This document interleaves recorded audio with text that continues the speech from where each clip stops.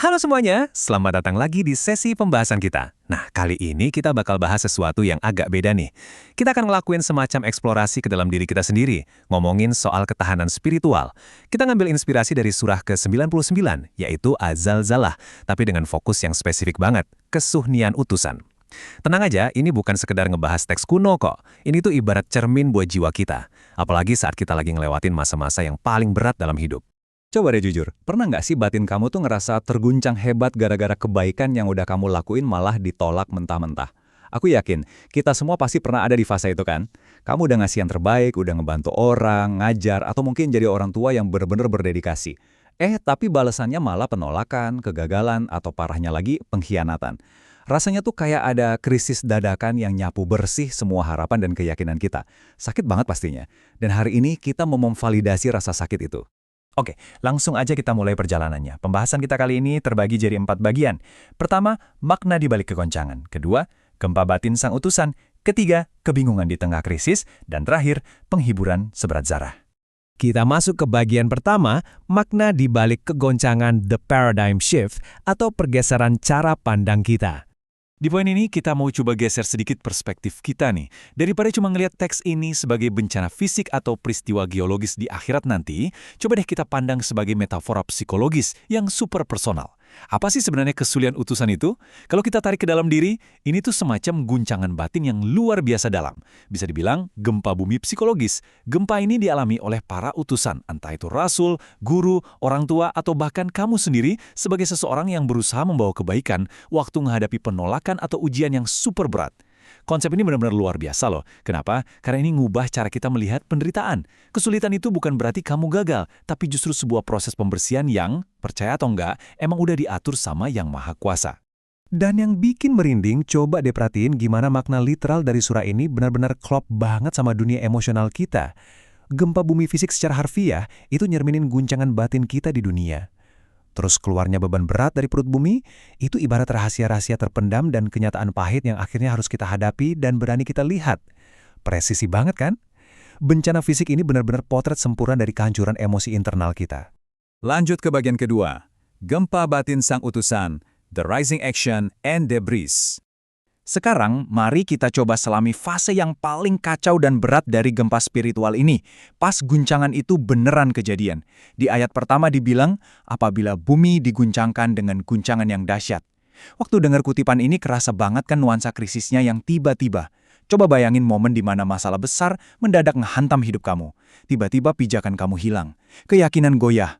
Ini bukan ujian biasa. Ini tuh guncangan yang rasanya hampir banget bikin kita hancur berkeping-keping. Nah, kalau kamu lagi ngerasain hal ini sekarang, aku cuma mau bilang satu hal. Kamu emang pasti bakal ngalamin gempa-gempa yang mengguncang keyakinanmu. Jadi jangan kaget, jangan ngerasa kalau kamu lagi dihukum. Ngerasa capek, kewalahan, atau pengen nyerah sama misi kebaikan yang lagi kamu emban, itu normal banget kok. Bener-bener normal. Itu semua tuh ibarat paket komplit dari perjalanan hidup kamu. Terus masuklah kita ke ayat kedua. Dan bumi telah mengeluarkan beban-beban beratnya. Kalau kita tarik ke ranah psikologis, krisis ini sebenarnya bertindak sebagai katalis. Kayak tombol pemicu. Dia maksa situasi, lingkungan, atau bahkan diri kita sendiri buat memuntahkan rahasia paling gelap. Hal-hal yang selama ini ditutup-tutupin. Dan berbagai kenyataan pahit yang mungkin selama ini selalu kita hindari buat dihadapi. Jadi, ketika rahasia atau kenyataan yang super pahit itu mendadak muncul di tengah krisis, terimalah. Iya, aku tahu itu susah. Tapi terungkapnya realitas yang jelek atau nyakitin ini bukan berarti kamu gagal loh. Justru sebaliknya, ini adalah langkah pertama dari proses penyembuhan dan pembersihan jiwamu. Logikanya gini, kamu nggak bakal bisa ngebersihin loka kalau kamu nggak berani ngeliat kotorannya kan? Sekarang kita masuk ke bagian ketiga. Kebingungan di tengah krisis. The turning point. Disinilah titik baliknya, sebuah reaksi yang super manusiawi saat kita lagi menderita. Ayat ketiga ini ngerangkung banget rasa putus asa kita. Dan manusia bertanya, mengapa bumi begini? Ini tuh jeritan hati yang paling jujur. Kenapa sih ini terjadi sama aku? Kenapa kebaikanku dibalasnya sama hal buruk? Ini pertanyaan yang penuh rasa bingung dan sakit, yang aku yakin kita semua pasti pernah meneriakannya saat mental kita lagi bener-bener down. Dan asal kamu tahu ya, nanya kenapa itu wajar banget. Sumpah wajar banget.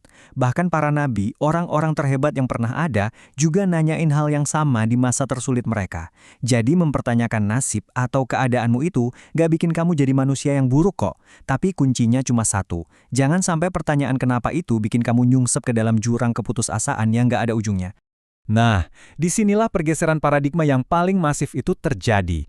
Di ayat 4 dan 5 dikasih tahu kalau bumi menyampaikan beritanya karena Tuhanmu telah memerintahkan hal itu. Sadar nggak sih apa artinya? Guncangan batin kamu, kekacauan yang ada di sekitar kamu, itu bukan kejadian random yang nggak ada maknanya. Sama sekali bukan. Itu adalah peristiwa yang udah diatur dengan sangat cermat oleh Yang Maha Kuasa. Semuanya terjadi murni atas izinnya. Jadi, poin krusial yang harus kita pegang adalah kita harus ngelepasin ilusi kalau kita tuh bisa ngendaliin segalanya. Kamu nggak bisa ngubah takdir. Segala penolakan, semua penderitaan itu udah tunduk sama perintahnya. Peran kita di tengah gempa kehidupan ini sebenarnya simpel.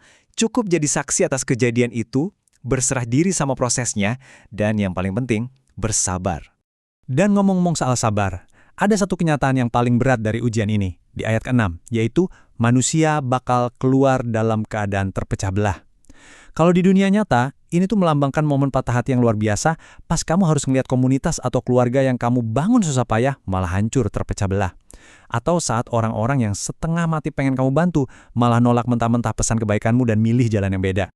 Sebagai seseorang yang bawa kebaikan, kamu bakal jadi saksi gimana orang-orang itu terbagi.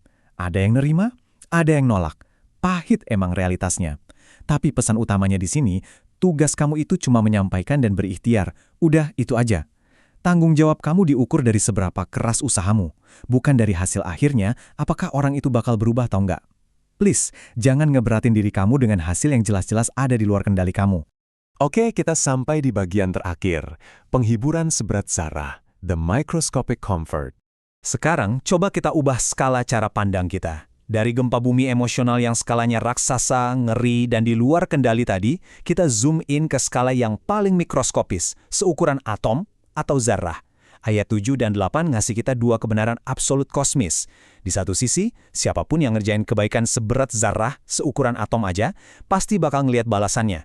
Di sisi lain, kejahatan seukuran atom pun gak bakal luput dari balasan. Ini nunjukin keseimbangan yang super sempurna. Gak ada niat baik yang terlalu kecil buat dicatat, dan gak ada kejahatan sekecil apapun yang bisa kabur dari keadilan. Mari kita bergeser sedikit dan lihat gimana konsep ini bekerja di dunia nyata. Kalau kamu lagi ditolak, coba ingat fakta gila ini. Nabi Nuh itu berdakwah selama 950 tahun, dan tebak, beliau ditolak sama sebagian besar kaumnya. Tapi secara ilahi, setiap detik usahanya dicatat dengan sempurna. Terus, kalau kamu dianiaya atau difitnah, tenang aja. Keadilan absolut memastikan setiap kejahatan itu bakal ada balasannya dan kebenaran pasti terungkap. Kalau usaha kamu kelihatan gagal total, penghiburan ilahinya adalah niat baik kamu udah dihitung secara utuh. Nggak ada satu tetes keringat pun yang terbuang sia-sia.